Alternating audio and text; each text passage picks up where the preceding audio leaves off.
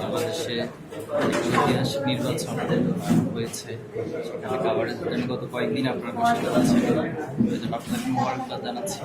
মূলত ঢাকা 15 আসন আমিরের জামাতের আসন, তিনি এই আসন থেকে নির্বাচন করেছেন।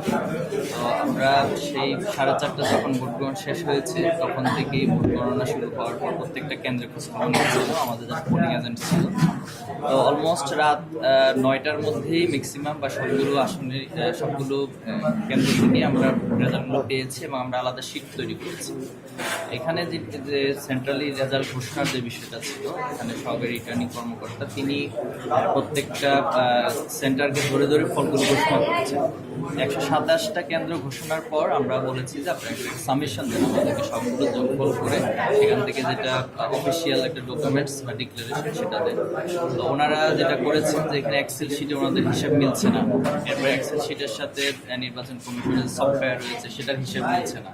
এটা নিয়ে প্রায় আমাদের 4-5 ঘন্টা সময় অতিবাহিত হয়েছে। তো এরপরে সর্বশেষ যেটা তিনি করেছেন, তিনি এক্সেলের একটা শিট আমাকে দিয়েছেন যোগফল, যে এটা আপনি নিয়ে যান, কিন্তু এটা তো অফিসিয়ালি কোনো সিস্টেম ছিল না।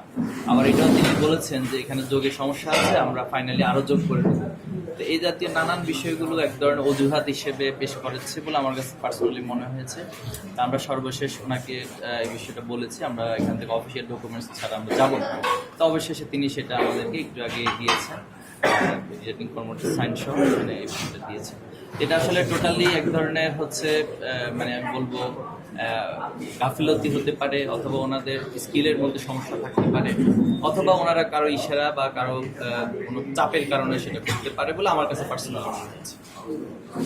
আচ্ছা, জামায়াতের অলরেডি আমরা দেখেছি মিডিয়ার মধ্যে 208টা আসন নামিয়ে দেওয়া হয়েছে বা অভিনন্দন জানানো হচ্ছে, এই বিষয়ে আসলে জামায়াত বিরোধী দলে যাচ্ছে, আপনারা দেখুন, সেটা জামাতের আমির আছেন, 11 দলীয় জোটের সকলে আছেন, তার নিঃসন্দেহে বসেছেন। যেহেতু স্পেশালি আমি ঢাকা 15 আসন দেখেছি বা আমার এখানে দায়িত্ব ছিল, তো আমি এই বিষয়টা আপনাকে উপস্থাপন করেছি। বাকি বিষয়গুলো আমিরের জামাত সহ ওনারা করণীয় নির্ধারণ ইনশাআল্লাহ জানিয়ে দেবেন। রাত 1টার দিকে হঠাৎ করে আমরা দেখতে পেলাম আপনাদের প্রতিদ্বন্দ্বী প্রার্থী নিজেকে জয়ী ঘোষণা করে ফেসবুকে স্ট্যাটাস দিয়েছেন ভেরিফাইড ফেসবুক পেজ থেকে।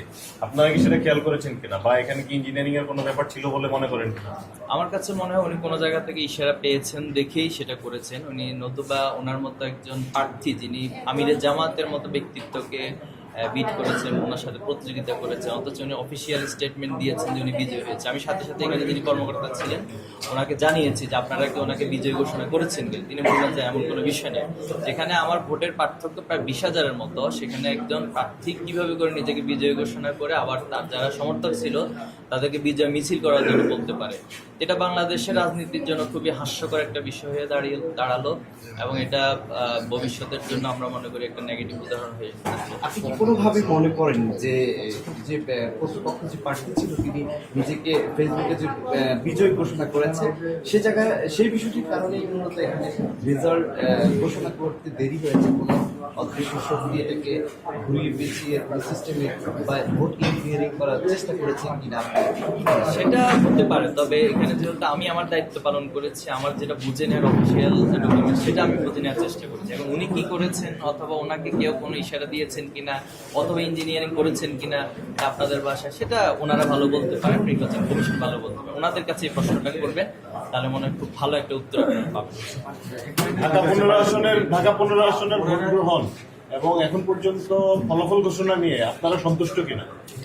আমরা তো আলহামদুলিল্লাহ প্রত্যেকটা জায়গাতেই নির্বাচন সকাল থেকে আমরা মনিটরিং করেছি, পর্যবেক্ষকরা ছিল, আপনার সাংবাদিকরাও ছিলেন। দু একটা জায়গায় কিছু এদিক সেদিক হয়েছে, বিশৃঙ্খল পরিবেশ তৈরি করার চেষ্টা করা হয়েছে, বিশেষ করে মণিপুর গার্লস স্কুলটাতে। তো সেখানে আমরা পরবর্তীতে প্রশাসনকে জানিয়েছি, নির্বাচন কমিশনকে জানিয়েছি, আর্মিকে জানিয়েছি, কারণ আমাদের ওনারা পদক্ষেপ নিয়েছেন। এই জায়গাটা বেশ ভালো ছিল, কিন্তু লাস্টে এসে নির্বাচনের ফল ঘোষণা নিয়ে আমরা একটা নাটকীয়তা, যেটা আমি বলেছি, এটা হয়তো ওনারা চাইলে স্কিপ করতে পারতেন। আমি জানি না এই নাটকীয়তার কি রহস্য বা কি কারণ। আলহামদুলিল্লাহ আমরা অবশেষে ওনারা আমাদেরকে ফাইনালি ঘোষণা দিয়েছেন, আমরা এই আসনের জায়গা থেকে সন্তুষ্ট। আরেকটা বিষয় হচ্ছে অফিসিয়াল ঘোষণার আগেই মিডিয়াগুলো ঘোষণা দিচ্ছে, বিষয় কি বলবেন? দেখুন, এটা তো আপনাদের দায়িত্ব ভাই, আমি কি বলবো বলুন? আপনারা মিডিয়াতে যা বলবেন সেটা দায়িত্ব তো আমি নিতে পারি না। তবে আমরা অনুরোধ করব মিডিয়া নিরপেক্ষতা। জুলাই এবং আগস্টের পর আমরা ভেবেছিলাম এবং আমরা প্রত্যাশা করেছিলাম যে মিডিয়া তার কোনো পলিটিক্যাল বায়াস না হয়ে একটা নিরপেক্ষতার জায়গাটা ঠিক রাখবে। তো তো সেটা যদি ঠিক রাখতে পারেন, মানুষ তো আপনাদেরকে দেখে, আপনাদেরকে অবজার্ভ করে, তো সে আলোকে আপনারা মানুষের ভালোবাসা পাবেন। আর যদি আপনারা নিরপেক্ষতা থেকে দূরে সরে যান, তাহলে মানুষের ভালোবাসা হারাবেন। সেটা দায়িত্ব আমার না, এটা মনে হয় আপনাদের এবং মানুষের জায়গা থেকে মানুষ বিবেচনা করে।